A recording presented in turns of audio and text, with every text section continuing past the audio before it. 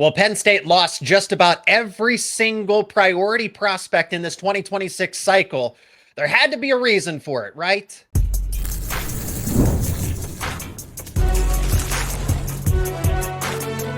You are Locked On College Crossover, part of the Locked On Podcast Network.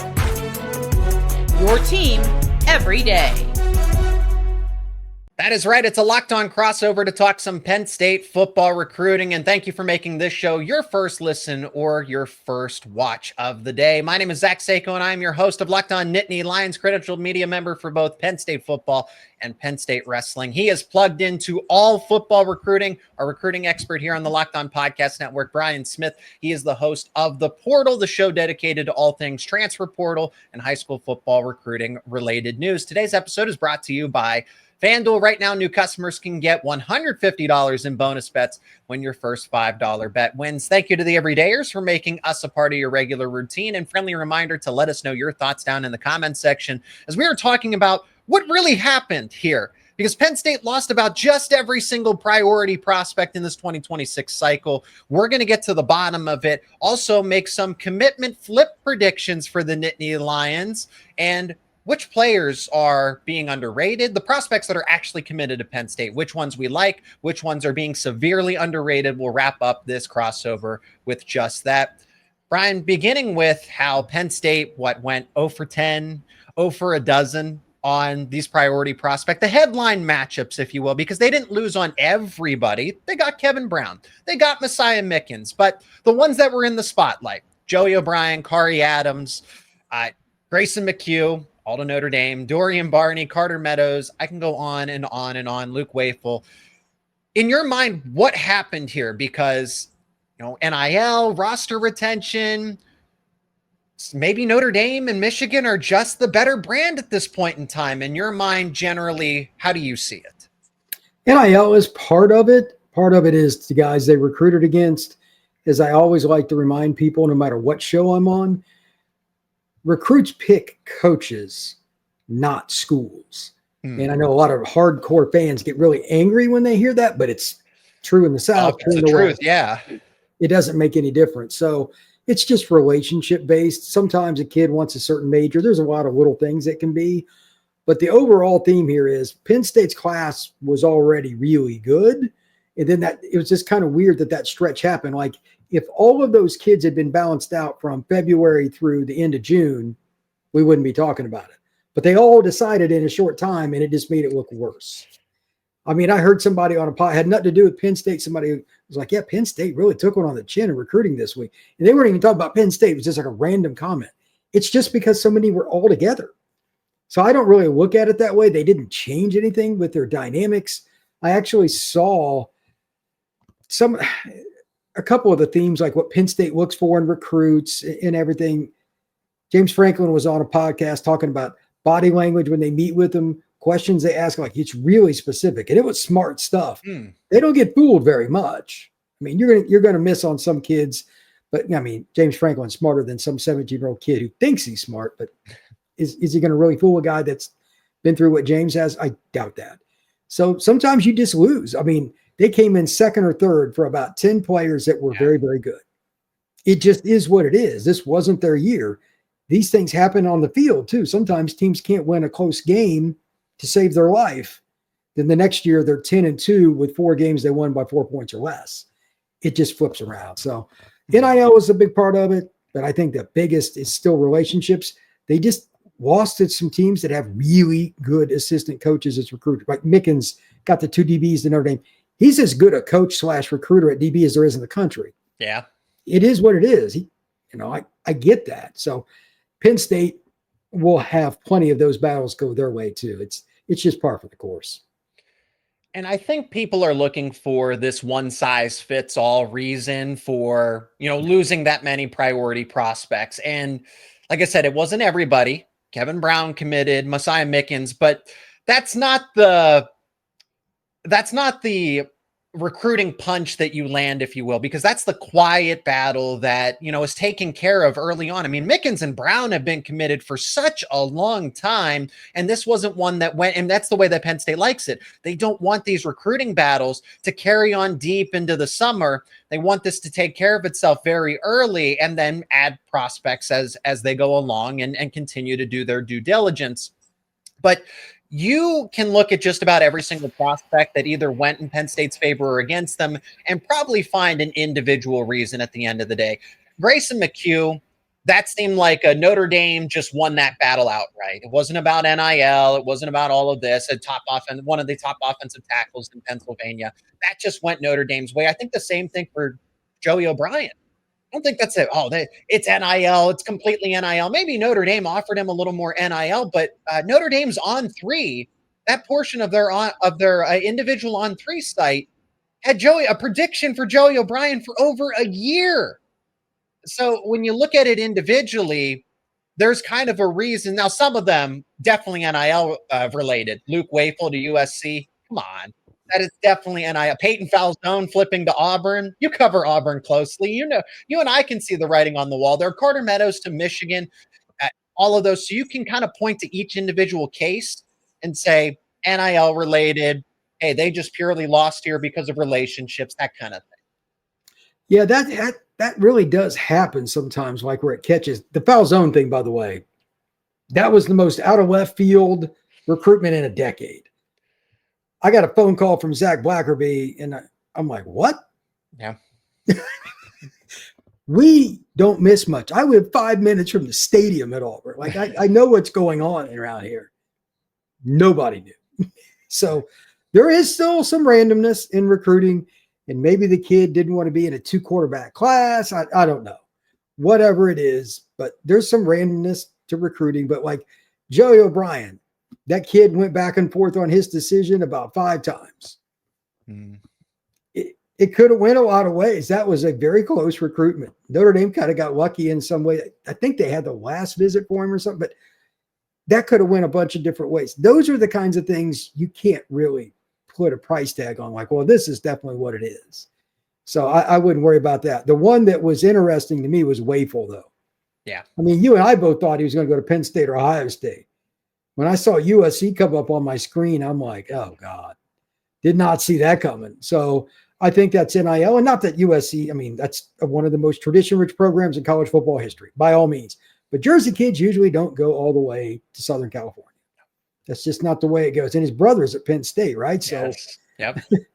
maybe that worked against him. He wants to cut his own cloth, but that's really grasping at straws there. So that one surprised me a bit too. Carter Meadows took the check. I don't think that's any secret. I'm pretty sure he wanted to go to Ohio State from what I heard, but like Michigan didn't want him at Ohio State.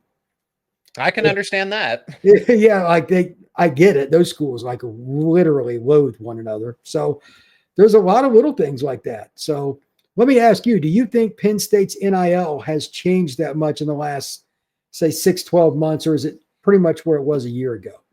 Well, Brian, it's very interesting because as we sit here and have this conversation around football, Penn State hockey just spent allegedly $700,000 for one of the best prospects, generationally speaking.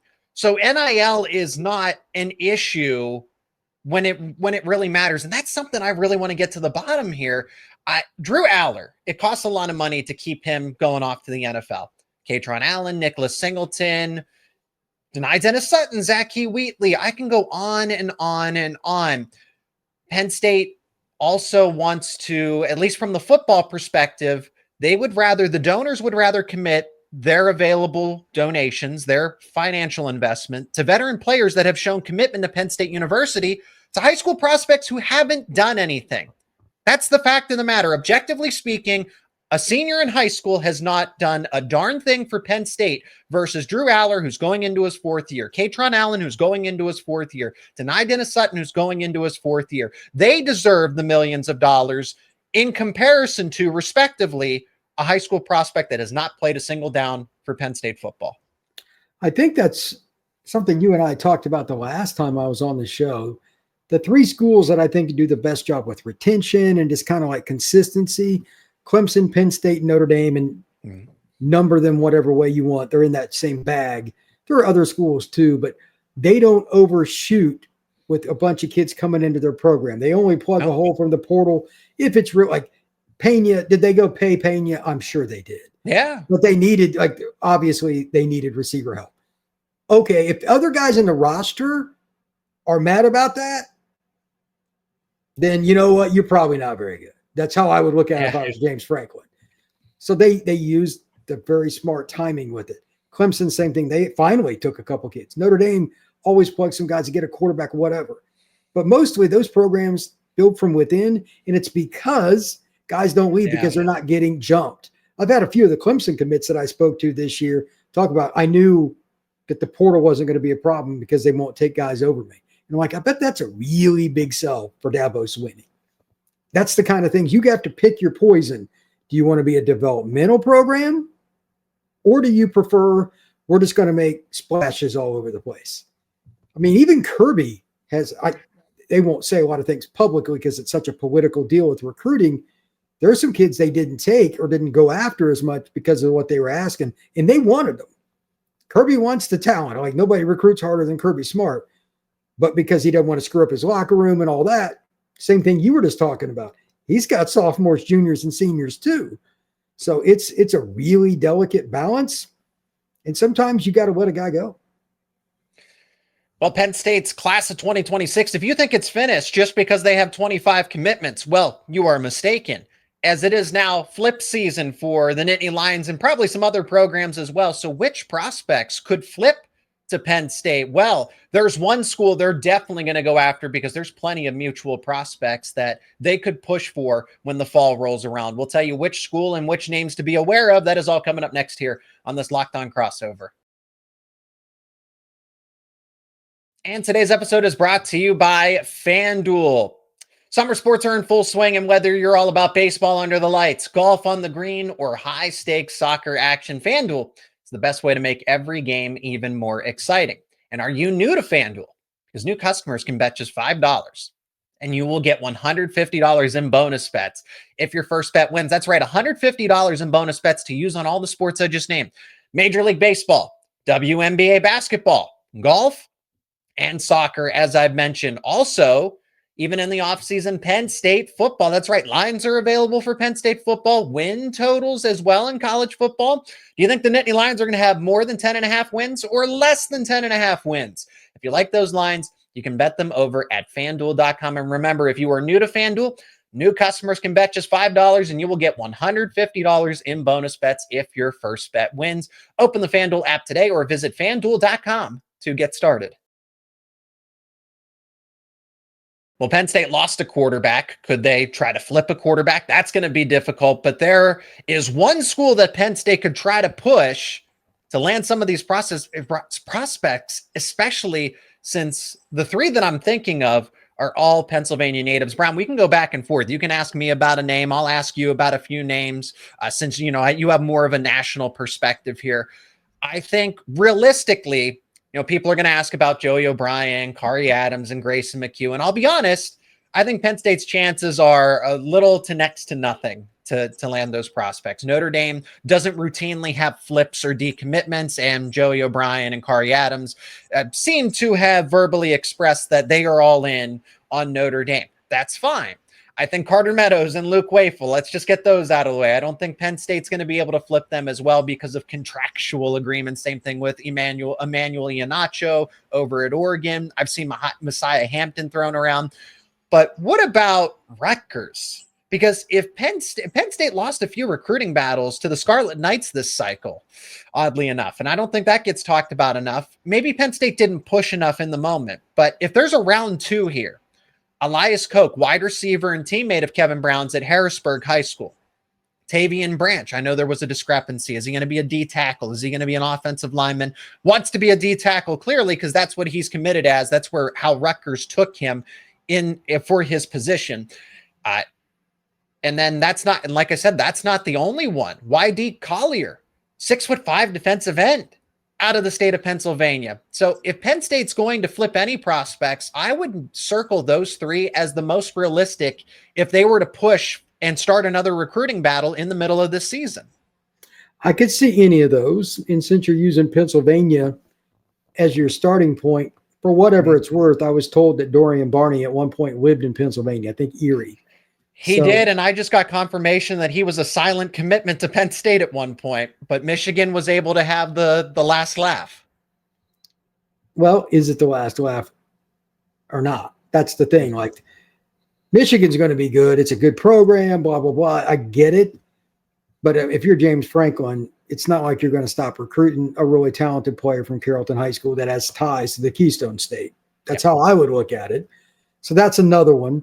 But the kids you just mentioned, I don't know those kids very well, but which one do you think is the most likely that Penn State would put the most effort into trying to flip out of the kids with Rutgers? Well, I think there's somewhat of a domino effect. Let's say these three prospects have a great start to their senior campaigns, and Penn State does need a fourth wide receiver. At least they would like one. I mean, they have three wide receiver prospects, and that's what we're going to talk about, which prospects are underrated and the ones that we like. There are a couple wide receivers that we're definitely going to talk about in the final segment. Elias Coke, it seemed like was a Penn State, and that's what's interesting. Collier, Coke, and Branch all seem like Penn State leans for a little bit of time. And then all of a sudden, Rutgers was able to, again, was it NIL? Maybe Rutgers. I mean, Greg Schiano's not a bad coach. I just don't think his setup is the best. So he is always fighting an uphill battle. But I think you put him at a more credible program, he has an easier time than he would at Rutgers anyway. But Elias Coke, I think, would make the most sense of the three. Tavian Branch, I think there is a slight domino effect, because what if Penn State lands a commitment from Carter Gooden, who is the strong side defensive end / D tackle? At least Penn State's going to start him at defensive end, and the jury's still out if he finishes at D end or D tackle.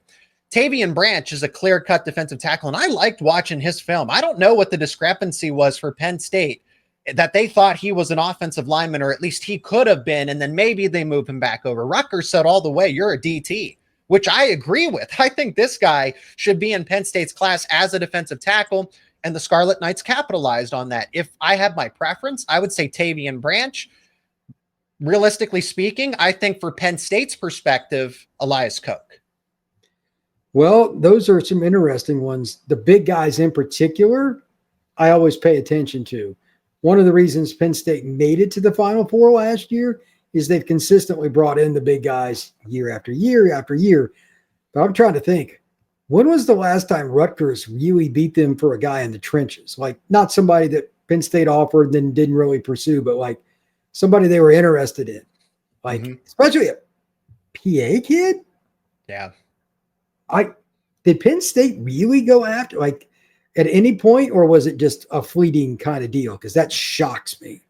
Like, Franklin knows the importance of getting guys down with the three-point stance. So that surprises me a lot. Especially when they need defensive tackles. It's the hardest position by far to recruit right now, because the kids, if you're not paying, you're not getting. Yeah. And I mean overpaying. They're for the good ones. I had a conversation with the D-line coach on the trail talking to me about that, because he said there just aren't enough of them. And he's really, really right, because it's not even close. There aren't half as many D tackles at the level college coaches want as there needs to be. Like, literally. It's that hard a position to find the athleticism and the size combined out of high school. So I'm not surprised by that. But do you think that Penn State still needs one more DT, or do you think they would like to get two more? I think their goal is to get at least one more defensive lineman. So they'll take Carter Gooden. It's down to UCLA or Penn State, and who knows, he might commit relatively soon. I'm not sure. He's one of the top prospects. He is the top prospect in the state of Massachusetts. I personally would like to see Tavian Branch flip from Rutgers to Penn State, just because I did like his film. I liked his film generally a lot. If there's anybody else that should be on Penn State's radar, anybody that thinks there's a chance that Penn State's going to go after and get a second quarterback, that's why the Peyton Falzone flip is such a big deal, because now it just puts Penn State at a long-term disadvantage. Your quarterback room becomes a bigger question mark after Drew Aller leaves.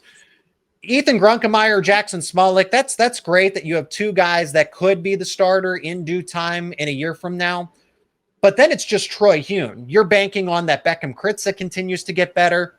And that's where Falzone kind of came in, is it just gave you an extra piece to leverage your quarterback room long-term. Because if he breaks out, okay, you have some insurance, reassurance type of thing. Gavin Sidwar's committed to Missouri. He's the quarterback. That's the thing. You got to convince somebody that is a genuinely a decent quarterback by some metric as a high-end 3-star or a 4-star and say, come be the second QB in our class behind Troy Hune. That's almost disrespectful in a way. So Penn State, I think they should focus on wide receiver and defensive line because they have 6 defensive backs. They have 5 offensive linemen. They have 3 linebackers. They're pretty set at most positions. Yeah, I would say so. It's just now they got to be picky. My expectation is there's somebody that we don't know about right now that will either A, have a really good fall, or it's somebody they're already talking to behind the scenes that's not known. It could be a kid that's from Tennessee or Texas or anywhere that they flipped from somebody else that doesn't have a good season, but they'll get somebody. Everybody flips a good player during fall. That's just the nature of it. Penn State might have a kid they lose as well, but my guess is they'll gain at least one. If they get 2, it would not surprise me. And prospects that are unknown. Well, there are uncommitted players that aren't being talked about. There are committed players that aren't being talked about enough. So we're going to take a deep dive into Penn State's current class of 2026 with 25 players committed. The ones that we like, the ones that aren't generating enough buzz because people just don't know about them. We're going to tell you the prospects that will surprise in due time once they show up on Penn State's campus. That is coming up next here on this Locked On Crossover.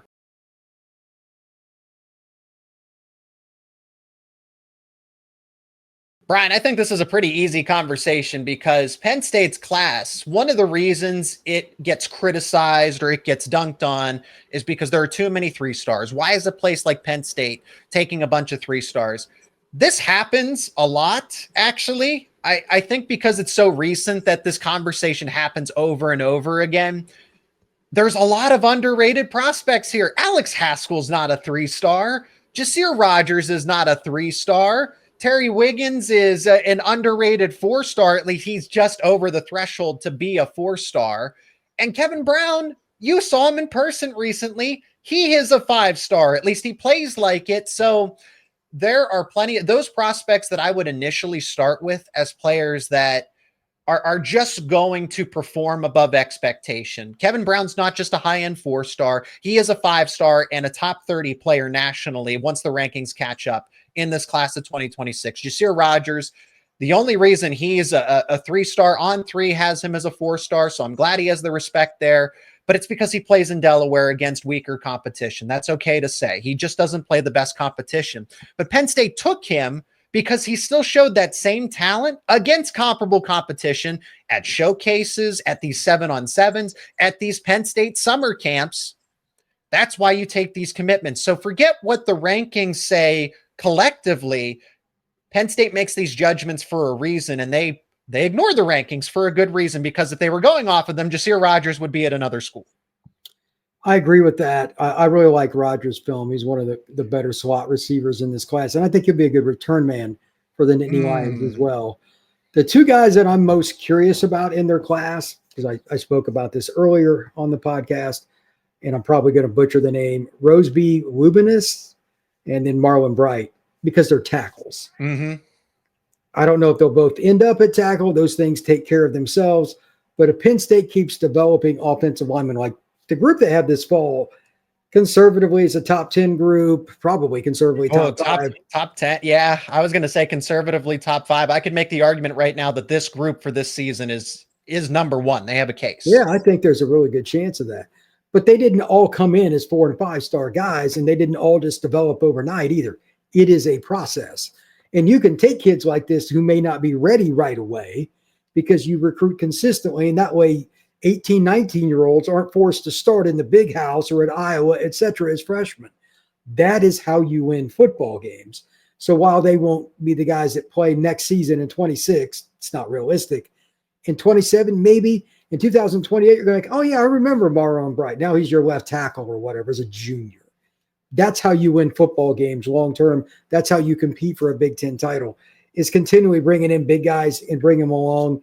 And whoever wins is whoever wins. So I think that's probably something we should talk about. And I also think that overall, the athleticism they got on defense is also very standardized to what they've done the last few years. Mm-hmm. Even some of the guys that have turned out really good and wore number 11 at Penn State, they didn't all come in as 5 stars.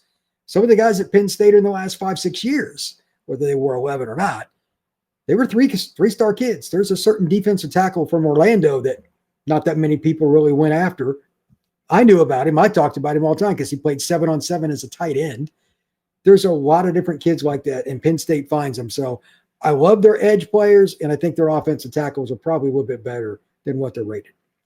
No, I'm glad that you bring up Roseby, Lubintus, and Marlon Bright. Marlon Bright certainly has the measurables, and what I've seen on his film, if he stays committed to the process, could end up being Penn State's starting left or right tackle at the end of the day. I think there's a case for Lubintus to move into guard because I don't know it. Now, again, never say never. His athleticism could eventually catch up, but you can't teach 6'6", 350 pounds as a senior in high school. He should probably lose some of that weight if he intends to play tackle, but you can't teach the measurables that somebody like Lubintus has. Let me mention another player that's in Delaware who's going to be a defensive tackle, Isaac Chukwurah.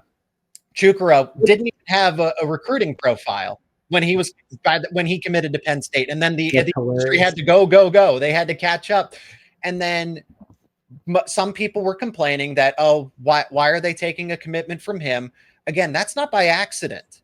He goes out to a regional camp, Brian, for the All-22, the skilled position equivalent to Elite 11. Elite 11, yeah, I know what it is. And wins MVP, wins defensive MVP at the State College Pennsylvania Regional. So that tells me everything that I need to know about, again, Penn State's not going off of the rankings. They know what they're doing. Yeah, I'll take the in-person evaluation every time. Yeah. It's a lot different. Like some of my friends that don't get out to all the stuff always say, you don't have to go in. It's different. Plus, you get to meet the kids, see the personality, see how they work with other kids. If they shine, do they handle it well? There's so many things with in-person evaluations that are just so critical to the process. Penn State's done a good job. Look, again, they have a very high retention rate. Why is that? Because people that go there tend to fit. That's something Franklin talks about all the time. And he's right. If you don't get the right kids, it doesn't matter what their star ranking is. Matter of fact, it probably doesn't matter that much anyway. But they have to be able to fit in Happy Valley. So I'm good with it. And that is where we will wrap up this Locked On crossover. Again, I could go through this class of 2026 and make the case for why there is a prospect that's slightly underrated for whatever reason. Because I think it is a disservice. A Benjamin Azuka, the guard that's committed here, I think he is underrated. I mentioned an Alex Haskell, another player that's underrated. There's the DBs, the 6 defensive backs that Penn State took, and Amari Polidor. All of these players will see a boost in the rankings in due time. But we could have an entire podcast devoted to, hey, why is this prospect underrated? And maybe we do have a future conversation like that. But that is where we'll end things here. He is Brian Smith, recruiting expert for the Locked On Podcast Network. My name is Zach Seyko, the host of Locked On Nittany Lions, and thank you for checking out this crossover episode. Please leave a like, share it with friends and family. Let us know your thoughts down in the comments section, and become an everydayer if you're not one already. Subscribe to our YouTube channels and wherever you get your podcasts for the latest around Penn State sports and all things recruiting with Locked On Nittany Lions and the Portal.